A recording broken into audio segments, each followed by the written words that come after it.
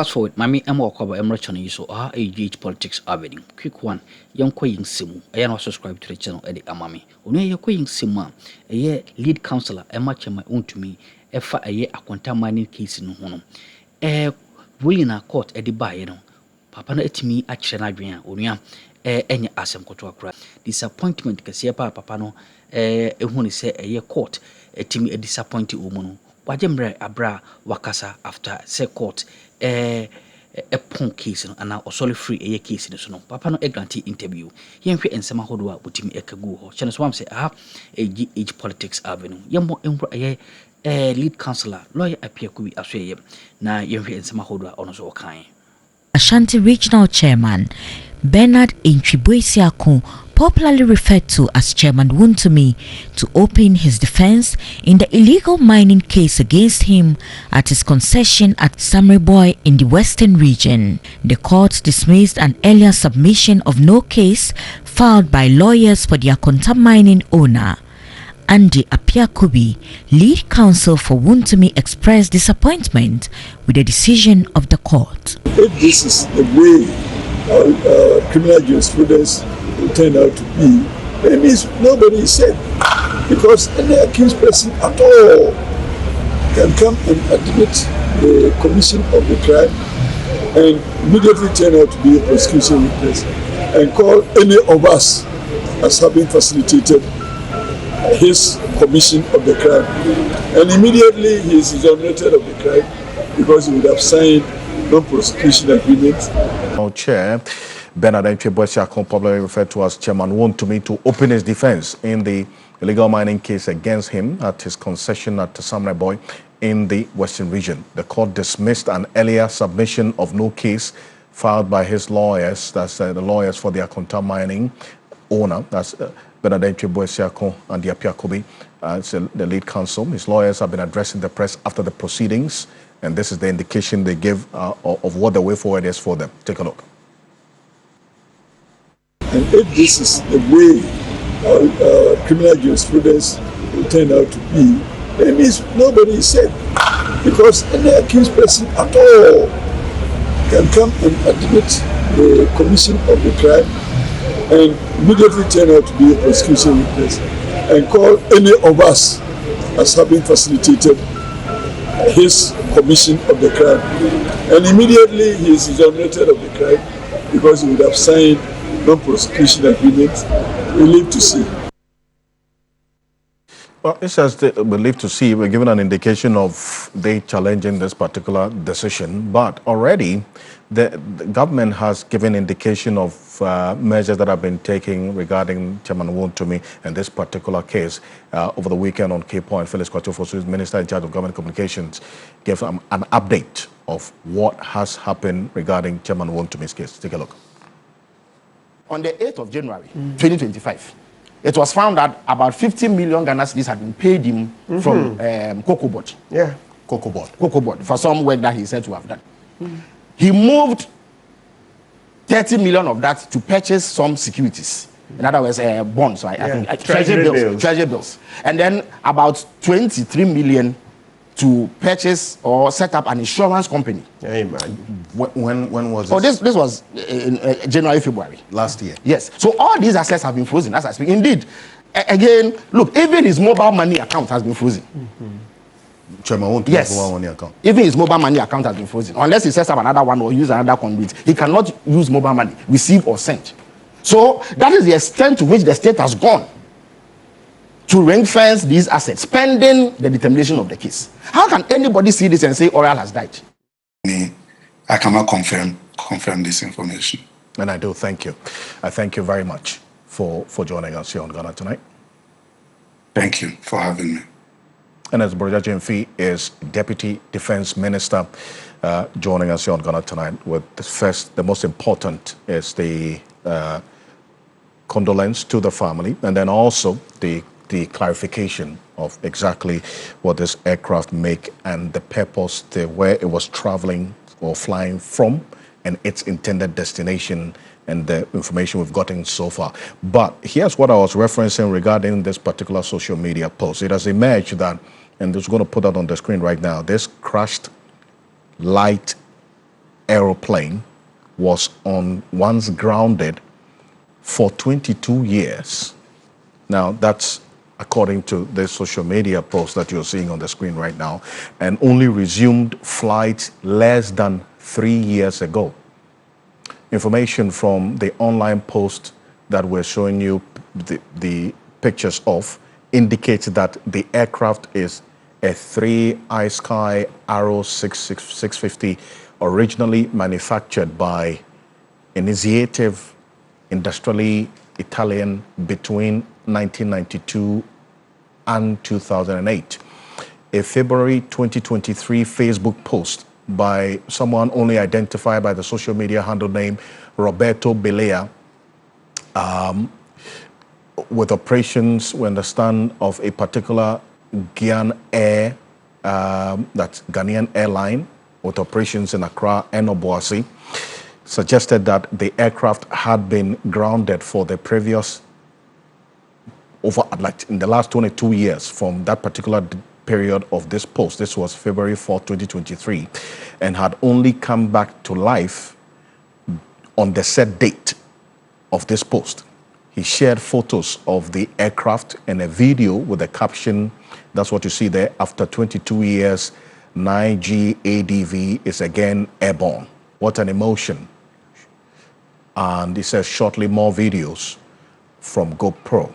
The post suggests that the aircraft must have been grounded around 2001 until it was refurbished. Earlier, posts also shared by this same handle indicated that the rehabilitation of 9G ADV had begun many months before. One of the older Facebook posts from January 2023 showed him and others standing beside the aircraft as they worked to restore it. The 9G ADV was inspected, according to this particular post, by the GCAA and received a permit for its first test flight after the rehabilitation in January 2023. The test flight happened in February and it was subsequently certified. Now, we must indicate emphatically that these are unconfirmed reports beyond this social media post. We're still knocking on the doors of Ghanaian Air for some more information on this, whether this light aircraft which was crashed was operated by them or by another airline. But this is what you see there. And the debris that we showed you earlier in that video of the aircraft at the crash site gives you an idea of this particular aircraft, and the description that the Deputy Defense Minister and Esboja Jemfi just gave also reflects what you're seeing on the screen there. It carries just two passengers maximum, and as is what we know right now from the reports that have also been confirmed, that 2 persons or passengers in this aircraft unfortunately died. But here's what we do know when we did a quick search about this particular aircraft and also the social media post that was attached to the aircraft. It's a Sky Arrow and the serial number 103, registration 9G ADV, and also this weight. The weight of the aircraft without passengers is about 429 kilograms. The seats 2, the engine in this was Rotax 912 as of the time of that social media post, and then also the range of 800 kilometers. So that also gives you an idea of what the Deputy Defense Minister just talked about. It was flying from Hull to Accra, and based on the timelines of reconstruction in that social media post, the aircraft likely grounded somewhere in 2001. 22 years on, the restoration was completed in January 2023. In that same period, between January and February 3rd, the aircraft was certified for test flight, and on the 4th of February 2023, it was airborne again. The areas of possible investigation that the Ghana Civil Aviation Authority will be looking at in other bodies as well is a certificate of registration, whether it was indeed valid to fly, the certificate of airworthiness, the maintenance release certificate, and then the test flight permits that has also been referenced. And this is where I bring in Dr. Nanaya Akwada. He is the Executive Director of the Bureau of Public Safety. And thank you so much for joining us here, Dr. Akwada, on Ghana Tonight. First of all, I want to start from the videos we saw of the residents and some persons in this area who thronged this accident site, regardless of the possible dangers. Quite concerning, to say the least, is it not? Yes, it is.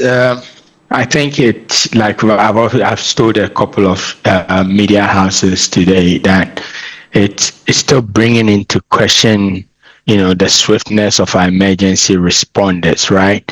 I think it's early days yet to start, doing such analysis. For now, lives have been lost. We want to give some dignity to the families of those who've lost their loved ones to breathe.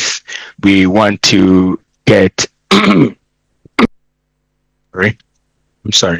we want to have first responders with all relevant stakeholders, assure the general public of what has been done to settle parents and children in these schools.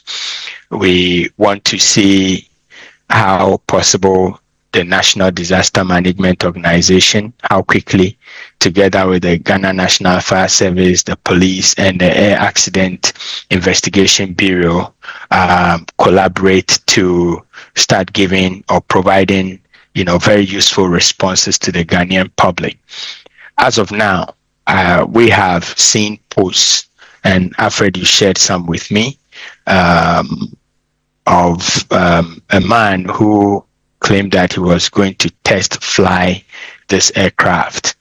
But information that has been put out there by the Ghana Civil Aviation Authority is pointing in other direction. There is no mention of test flight at all. We want to find out which one is the truth. So there are a lot of information flying around, which is why I indicated earlier that it will be prudent in alignment with global standards for the authorities to be quick to speak to the media to put out the relevant facts that we need to know.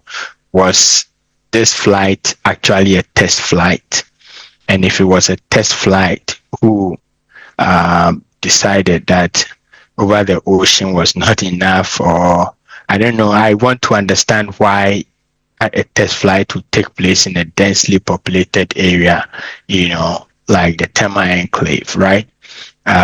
Where the aircraft eventually landed is just about 200, if I'm not mistaken, 300 meters from the central market, where we call Kwasi Adwaso. And for the record, Alfred, I grew up in that neighborhood. Oninku Park used to be a place that we used to go and pray a lot and pray and both play. It was just about 2-3 minutes walk from my house. So I'm very, very, familiar with that space. Within that same enclave, less than 100 meters or so, are two hospitals, very big hospitals, the Lagoon and the Port Clinic, right? They are clinics. I don't know now if they've become hospitals, but they are very big. So was it a test flight? Was he really en route to who or so, as the Ghana Civil Aviation Authorities claim? Those are things that we will have to learn in the coming few hours. Those responses must come. I have still not read anywhere what has happened to the children in the school.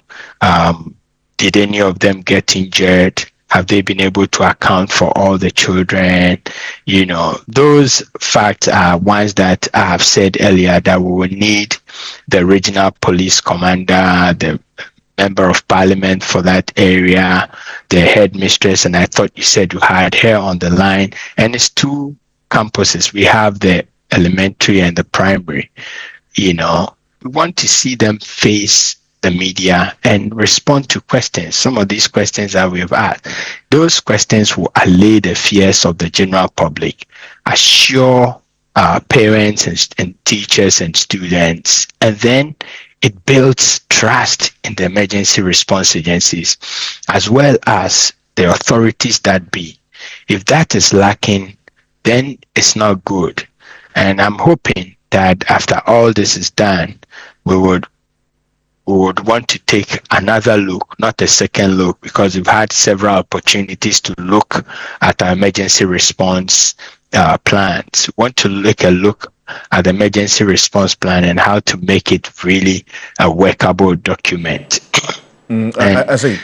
Nana, so you referenced the social media post, right, which I ran through. The 2023 late January test flight permit was issued on that said day. That's the January 2023. That was when the test flight permit was issued. So this test flight you're talking about, based on the social media post you referenced, was actually 2023. Then we see on the 4th of February, based on this same post, the aircraft was airborne again. All of this happened in 2023, not 2026. I just wanted to clarify that. Doc. So like I said, that is why it's important that the authorities come out and, put all these facts there, because social media is rife. And if they delay, these are some of the things that's going to happen, right? It's important. Elsewhere, within 6-7 hours, there's a podium, authorities are there, responsible persons, maybe the Director General of Ghana Civil Aviation or the CEO of the Accident Investigation Bureau is standing there to give citizens an update. We have the police. Once the air branch is done, the police will come. This is when it happened. We've accounted for everybody. So at the moment, it's only 2. Then all the facts are set straight before, other informations come up on social media that would tend to muddy the waters, and by so doing also discredit, our first responder agencies. So it's absolutely important. I won't say after, 5 hours, 4 hours, it's getting late. 24 hours, a lot can go on within this time. That's why every time there are disasters, what you see in the advanced world, immediately authorities, collaborate and then issue not just a press statement, but actually brief the press where they take questions. And then those questions also give them insight as to what things they should speak to immediately. Those are the things that are lacking in our system. And I think that it would be appropriate that, we don't let these things occur and recur every time there is any disaster. We are going to move away from a taxi crash, truck crash, to some of these things. And we must get our acts right. Thank you. Dr. Nanaya, I quite appreciate your time on this. Thank you so much. She's the Director of the Bureau of Public Safety. This is Ghana Tonight, and stay with us because we're monitoring events tomorrow morning. We're going to be live at that particular crash site on New Day, just to also monitor how things are playing out, and the latest updates as well we'll bring to you. But coming up next, President John Dramani Mahama has directed an increase in recruitment into security agencies to 40,000 over a 4-year period. This was in a statement that we have received a copy of, and it is signed by Fides Kwachofosu, the Minister in charge of Government Communications. President John Dramani Mahama, based on this statement, has held a high-level meeting with the heads of the security agencies, the Minister for the Interior, and the Acting Minister for Defense on the... We ain't some who do team call so I'm not so jam reader, and so why did you be a dominion? Yes,